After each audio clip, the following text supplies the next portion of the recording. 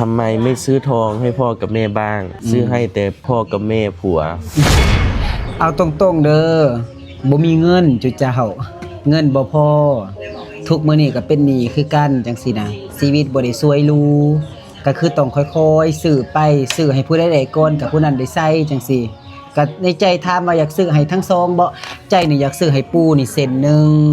ให้ย่าเส้นหนึงให้แม่เฒ่าเนาะก็คือแม่ของปู่เส้นหนึงแม่ของย่าเส้นหนึงแล้วก็ให้พ่อค่อยอีกเส้นหนึงให้แม่ค่อยอีกเส้นหนึง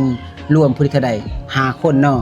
ก็รวมเป็น5เส้นละ5-6 บาทจังซี่นะในใจนะก็อยากซื้อให้แต่เผอิญว่าเงินบ่พอจุเจ้าข้าวสิกินก็บ่มีจังซี่นะก็คือต้องเอาปากท้องตัวเองก่อนว่าหั่นซะเฮาก็บ่เฮ็ดตัวเองแบบ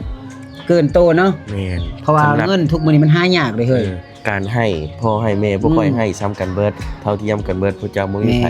เกินเลยไผบ่มีไผหลายบ่มีไผน้อยเด้อแม่นและก็พวกเฮาให้ซ้ำที่กำลังเฮามีแม่นก็คือให้ผู้เจ้าผู้ข่อยก็ให้ตามกำลังผู้ข่อยมี